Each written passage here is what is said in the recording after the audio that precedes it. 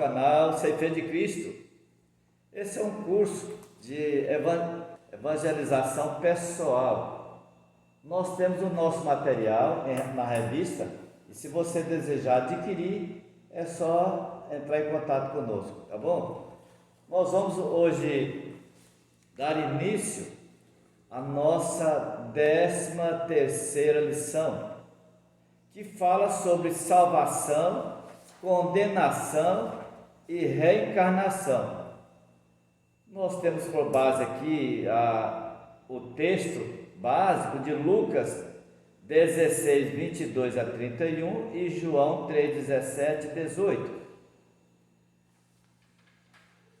E hoje nós iremos dar início no versículo, aliás, no item 19 desse mesmo assunto. Aqui está o pastor, nosso irmão, o pastor Ricardo, sua esposa Flávia, que está nos dando o privilégio. Paz do Senhor para os irmãos. Paz do Senhor a todos, ceifeiros. Então nós vamos fazer uma oração com o Ricardo, o pastor faz uma oração já, e eu gostaria de orar também com você.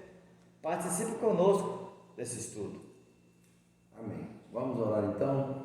Curva a sua cabeça, peça ao Senhor que possa falar ao seu coração, revelar a sua palavra. Pai bendito e Pai santo, nós te louvamos, Senhor, nessa hora e te agradecemos pela oportunidade que o Senhor está nos dando, Senhor Jesus, de ministrar a tua palavra.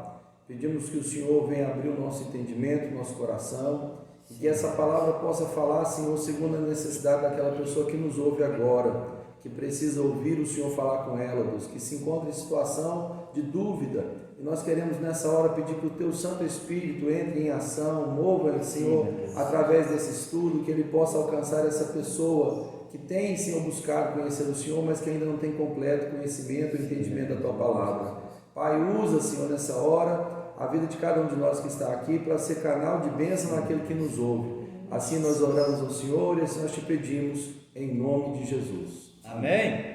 Amém. Olha, eu quero falar para você que esse estudo não é para afrontar você ou quem quer que seja, mas nós estamos falando sobre o estudo bíblico de salvação, condenação ou reencarnação.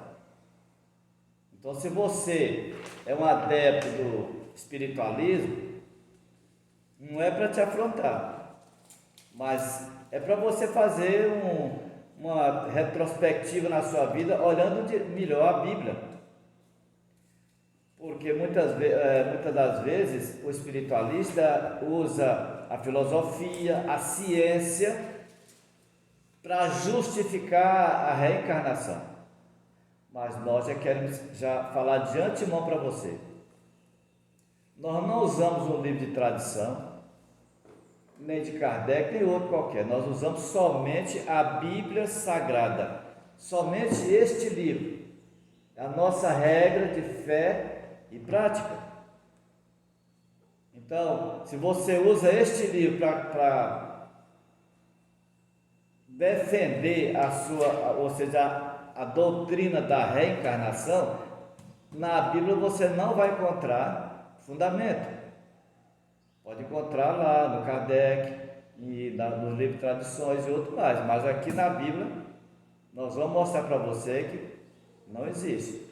Então nós vamos começar aqui no item 19 da lição 13, que fala então sobre esse assunto de salvação, condenação e reencarnação. Pastora Flávia, você podia ler para nós aí o item 19? Amém. Está com Efésios aí? Conforme Efésios, capítulo 2, versos 9 e 10, e Mateus, capítulo 7, dos versos 21 ao 23, as boas obras nos ajudam em nossa salvação? O que você acha? Você acha que... Porque muitos falam assim, olha, a pessoa pecou, só o perdão de Jesus não é suficiente, só o sangue de Cristo não é suficiente, é a doutrina espiritualista. Então nós vamos ver se essas boas obras, ela nos ajudam. Você fala muitas vezes, não, só o perdão de Cristo não é suficiente, é preciso você fazer alguma coisa, alguma obra boa para poder ajudar na salvação. É assim? Vamos ver o que está escrito aí, pastor? Efésios 2, versículo 9 e 10, diz assim: não de obras, para que ninguém se glorie, pois somos feitura dele, criados em Cristo Jesus para as boas obras, as quais Deus de antemão preparou para que andássemos nelas. Irmã Flávia, então o que você acha? Essas boas obras, ela nos ajuda nessa salvação? Bom, lá no texto nós temos a certeza que a salvação não é pelas obras, mas o salvo, ele pratica boas obras, porque o que há nele é a verdadeira semente de Cristo Jesus. Portanto, as boas obras não servem para salvar o homem, mas o homem salvo por Cristo Jesus pratica boas obras. Muito bem. A pastora Flávia falou então, a salvação ela não depende das obras, né? Mas a salvação é um dom de Deus e nós alcançamos esse dom de Deus pela fé. E aqui no item A fala assim, conforme Efésios 2:8, nós somos salvos porque pela graça sois salvos por meio da fé, e isso não vem de vós, é dom de Deus. Ou seja, a salvação, ela não vem do homem para Deus, mas de Deus para o homem. É um presente que Deus dá ao homem por meio da fé. É um dom. A salvação é um dom de Deus, é um presente de Deus para a vida do homem. E isso vem por meio da fé em crer no seu Filho como o único e suficiente Salvador da sua vida. E não simplesmente por eu merecer essa salvação fazendo boas obras. Amém? Essa é a diferença que tem entre o espiritualista e o cristão ou a Bíblia. Porque nós cremos somente no que está na Bíblia. Já a ciência, filosofia, ele crê no que ele vê, no que ele apalpa, no que tem certeza. Mas nós, a fé, ela vem pelo ouvir e ouvir da palavra. Nós não dependemos de estar pegando nas coisas para crer. Então a ciência e a reencarnação, ela baseia na ciência e na filosofia. Nós baseamos a nossa fé, a nossa salvação somente na Bíblia. Pastora Flávia, qual é o próximo item 20? O 20º? Correto. Conforme 1 João, capítulo 5, verso 11 a 12. Deus nos deu para completarmos, né? E esta vida está em... Então, pastor Ricardo, 1 João, carta do apóstolo João, capítulo 5, verso 11 a 12. Bom, diz assim: e o testemunho é este, que Deus nos deu a vida eterna, e esta vida está no seu Filho. Aquele que tem o Filho tem a vida, e aquele que não tem o Filho de Deus não tem a vida. Nesse caso, a vida é a vida eterna. Então, a vida eterna está em ter Jesus como Senhor e Salvador da sua vida. É a única forma de nós alcançarmos essa vida eterna. Não existe outra maneira de entrarmos na vida eterna sem passarmos por Jesus. Até porque, se isso fosse possível, Jesus teria vindo em vão, teria morrido em vão, não é, pastor? É isso aí. Então vimos aí, muito claro, né? Quem tem Jesus tem a vida, quem não tem Jesus não tem a vida. O próprio Cristo falou lá em João 14:6, que a fé vem, eu sou o caminho, a verdade e a vida. Então ele mesmo falou, eu sou a vida. Então foi muito bem claro o que João falou. Quem tem o Filho tem a vida, quem não tem o Filho de Deus não tem a vida. O próprio Cristo é a vida. Vamos lá então para o item 22º, é isso, pastor? 21º? 1 João 1, verso 7. O que está escrito lá? Os irmãos podem ler?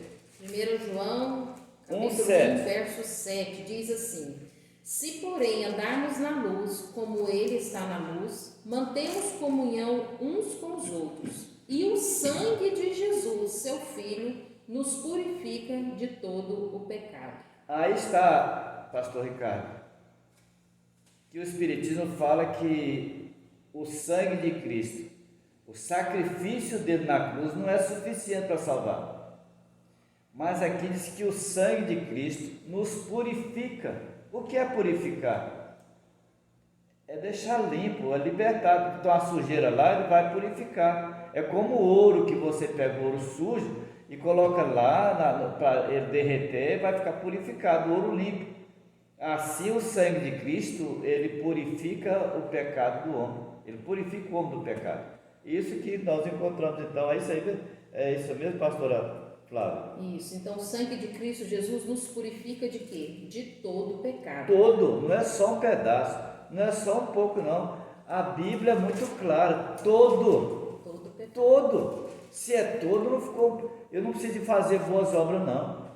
A Bíblia já fala aqui que nós, como cristãos, nós temos que fazer as boas obras, é obrigação nossa. A Bíblia diz que nós já fomos criados em Cristo para fazer as boas obras. Temos que fazer, é obrigação nossa de fazer. Essas boas obras, nós temos a obrigação de fazer elas, porque nós já fomos salvos para fazer essas boas obras. Mas essas boas obras, elas não nos salvam. Porque do contrário, não precisava, como o pastor Ricardo falou, não precisar de Cristo vir aqui morrer nesse mundo na cruz, ele seria um idiota, porque se o sangue dele, se o sacrifício dele não foi suficiente, e eu tinha que fazer mais alguma coisa a mais, ele veio aqui dar bobeira, morrer de bobeira naquela cruz tão cruenta, né? Mas aqui diz que o sangue dele nos purifica de tudo, completamente do pecado.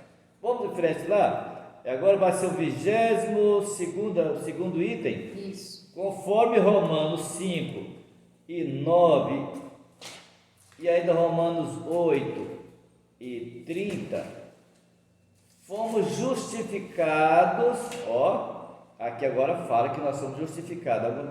Pode ler aí? Romanos 5:9. Romanos 5:9. Bom, logo, muito mais agora, sendo justificados pelo seu sangue, seremos por ele salvos da ira.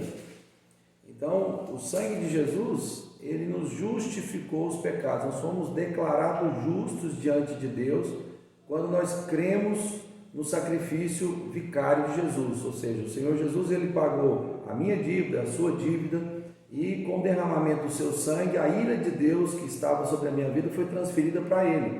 E Deus então me declarou justo, não pelas minhas obras, pelo que eu fiz, mas pelo que Cristo fez, né? E uma vez que eu fui declarado justo, eu já não estou mais debaixo da ira de Deus, debaixo da condenação de Deus, mas agora Deus me vê como alguém justificado. Isso acontece na vida de todo aquele que recebe a Jesus. Isso acontece no momento da conversão, no momento que a pessoa se arrepende dos seus pecados, no momento em que ela realmente pede perdão dos seus pecados e se entrega a Cristo. Naquele momento, a Bíblia diz que nós somos declarados justos pelo próprio Deus, pelo sangue de Cristo sobre a nossa vida. E agora, quando nós chegamos à presença de Deus, é como se nós estivéssemos vestidos de Cristo. E Deus olha para nós e vê o sangue de Cristo na nossa vida, e nós não temos mais nenhuma dívida para com o Pai do pecado, porque toda dívida o Senhor pagou ali na cruz do Calvário. Aqui está a diferença. No item anterior fala que nós fomos purificados. Agora aqui diz que nós fomos justificados. Muito importante, fomos justificados. Ele veio para justificar, porque o homem estava morto. O homem estava morto no pecado, como está lá em Efésios 2:1. O homem estava morto no pecado. Aqui agora, esse homem foi justificado, foi purificado. Jesus veio de lá do céu. Olha, veja bem, Kardec não veio do céu, Maomé não veio do céu, Buda não veio do céu, mas Jesus falou: eu vim do céu, eu desci do céu. Ele sabe muito bem o que ele fez, o que ele veio fazer aqui. Ele conhece muito bem as coisas. E a vinda dele aqui nesse mundo já estava prevista há muitos anos, desde lá do Gênesis. O Velho Testamento todinho fala sobre a vinda de Jesus aqui para salvar o homem. Amém? Vamos então lá para o item 23º. Conforme João 8,47, os filhos de Deus escutam as palavras de... Bom, o texto diz: Quem é de Deus, ouve as palavras de Deus. Por isso não me dais ouvido, porque não sois de Deus. Então, os filhos de Deus escutam as palavras de Deus. Quem não dá ouvido a Jesus, portanto, não é de Deus. O próprio Cristo falou assim: examinai as Escrituras, porque julgais ter nelas a vida eterna. Contudo, vós não quereis vir a mim para ter vida. Então, a pastora leu muito bem aqui. Aí em João 8,47, essa passagem tão importante. Quem é de Deus, escuta a palavra de Deus. Mas se você olhar também em Lucas 6,46, lá também está falando alguma coisa que é o próprio Cristo falando. Que adianta você me chamar Senhor, Senhor, e não fazer o que eu estou mandando? Porque me chamais Senhor, Senhor, e não fazeis o que vos mando? Está aí. Então, se você está fazendo estudo bíblico, baseado em ciência, na Bíblia e em filosofia, não dá certo. Não dá certo. A filosofia, a ciência, está para cá. A fé cristã, a Bíblia, está para cá. Esses três nunca vão se encontrar. Nunca vão se encontrar. A ciência com a Bíblia, a ciência querer provar a parte espiritual da Bíblia, a parte espiritual de Deus, a ciência nunca vai provar. Não vai, porque é espiritual. A ciência é carnal, é terrena, nunca vai dar certo. O pastor quer falar também alguma coisa sobre esse assunto? Eu creio que ficou bem claro, né, que aquele que ouve a voz do Senhor, esse é de Deus, né? Às vezes a gente vê vídeos de pessoas, pastor de ovelhas, me chamando as ovelhas, é muito interessante. Muitas pessoas chamam, mas quando o pastor fala, as ovelhas atendem. Então eu creio que também com a palavra acontece a mesma coisa. Quando você ouve a palavra de Deus, ela gera fé no seu coração. E se você ouvir o pastor das ovelhas, que é a palavra de Deus, você com certeza é de Deus e Deus vai falar ao seu coração nessa tarde. Amém? Vamos fazer agora a última passagem dessas lives para nós encerrar. É o 24º ponto. Em Mateus 22, 23, os saduceus se diziam não crer em ressurreição e questionou ao Senhor Jesus, conforme Mateus 22, 24 a 28. Bom, o texto diz assim, Mateus 22, 23. Naquele dia aproximaram-se dele alguns saduceus que diziam não haver ressurreição e lhe perguntaram, verso 24, Mestre, Moisés disse, se alguém morrer não tendo filhos, seu irmão casará com a viúva e suscitará descendência ao falecido. Ora, havia entre nós 7 irmãos. O primeiro, tendo casado, morreu, e não tendo descendência, deixou sua mulher a seu irmão. O mesmo sucedeu com o segundo, com o terceiro, até o 7º. Depois de todos eles, morreu também a mulher. Portanto, na ressurreição, de qual dos 7 será ela esposa? Você viu aí uma gravata que esses saduceus tentaram dar em Jesus Cristo, não é? Que pergunta mais terrível. 7 irmãos casaram com a mesma mulher. Colocaram uma situação hipotética, né? Um caso assim que talvez a gente nunca Nossa, conhecesse, que existisse, né? Não tinha condição uma coisa Morrer dessa. tanta gente da mesma família, assim, sequencialmente, a ponto de um passando para o outro. Quer dizer, E chegou não ao deixar- absurdo, né? E de não colocar essa deixar situação, nenhum filho. de deixar nenhum filho. Pensou? Bom, é interessante falar aqui nessa passagem que os saduceus eles não criam na ressurreição. E eles então criam nos 5 livros da Bíblia, o Pentateuco. E nesses 5 livros eles justificavam que não falava de ressurreição em nenhum momento deles. Criaram essa situação hipotética para pegar o Senhor Jesus, mas o Senhor Jesus declarou que eles erravam por não conhecer as Escrituras. Porque aqui no verso 30 ele fala assim, porque na ressurreição nem se casam nem se dão em casamento, são porém como os anjos do céu. E quanto à ressurreição dos mortos, Jesus falando a eles, não tendes lido que Deus nos declarou: eu sou o Deus de Abraão, o Deus de Isaac, o Deus de Jacó? Ele não é Deus de mortos, e sim de vivos. Ou seja, Jesus naquela hora estava dando uma nos saduceus, porque eles não criam na ressurreição, segundo eles, porque não estava escrito no Pentateuco. Mas Jesus pega uma passagem do Pentateuco e fala: vocês não têm lido que o nosso Deus é o Deus de Abraão, de Isaac, de Jacó? E Deus não é Deus de mortos, mas é Deus de vivos. Agora, se eles morreram, como é que Deus pode ser Deus deles mortos? Significa então que tem vida após a morte, que existe a ressurreição dos santos. E Jesus estava justamente falando aos saduceus sobre isso, porque eles não examinavam direito as Escrituras. Talvez você às vezes lê a palavra de Deus, não compreende direito, ou às vezes pega um versículo solto e não está no contexto, e às vezes tenta fazer uma verdade em cima daquela passagem. Mas se a gente for analisar a palavra de Deus, nós vamos ver que a Bíblia explica a Bíblia, e ela não deixa dúvida com relação a essa questão. A ressurreição é real, ela existe, mas essa questão da reencarnação não existe, essa questão do purgatório, a Bíblia também não dá base para ela. Quer dar um comentário? É isso aí. Então, Deus, ele é Deus de vivos, né? Porque para Deus a morte ela é apenas uma passagem dessa terra para uma eternidade. Portanto, para Deus não existem mortos, né? Mortos existem para nós que estamos aqui na terra, mas para Deus todos estão vivos. E o próprio Cristo ainda falou na ressurreição, né?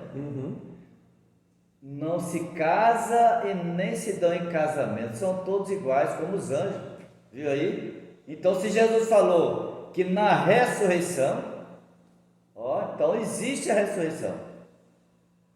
O próprio Cristo está falando. Então, como que você vai colocar o Cristo numa ressurreição e numa reencarnação? Falando que ele é um mestre, que ele foi um espírito perfeito, mas o próprio Cristo está falando aqui que na ressurreição, no caso, nem se dá em casamento. Ele mesmo está falando da ressurreição.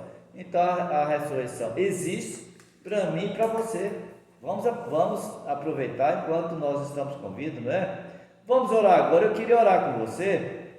Eu não sei qual é o seu problema, se você tem algum problema familiar, algum filho que está com problema às vezes de droga, ou trabalho, familiar. Eu quero orar pelo que você vai pedir agora para você. Põe a sua mão no coração e nós vamos orar agora com você, terminando, tá bom? Querido e soberano Pai, cuja presença nós nos encontramos nesse instante, queremos te louvar, te glorificar, te exaltar por esses momentos tão preciosos que passamos aqui aprendendo do Senhor a tua palavra. Vem selar com o teu Santo Espírito a tua palavra em nossas vidas, nos dá melhor compreensão, meu Deus, de direção, assuma o controle da nossa vida. Abençoe também essa pessoa que está do outro lado desse vídeo. Visita ele, os problemas dele, que eles, todo mal que estiver seguindo esta vida, todo obra do inferno que esteja atazanando esta vida, o Senhor esteja repreendendo agora, em nome do Senhor Jesus, porque a tua palavra diz: se o Filho vos libertar, verdadeiramente sereis livres. Vem libertar esta vida de todo mal, do que ele está pedindo, Pai, atende o pedido dele, para a tua honra e glória, que teu nome seja edificado, teu nome seja exaltado. Nós te oramos desde já, Senhor, em nome do Senhor Jesus Cristo. Amém?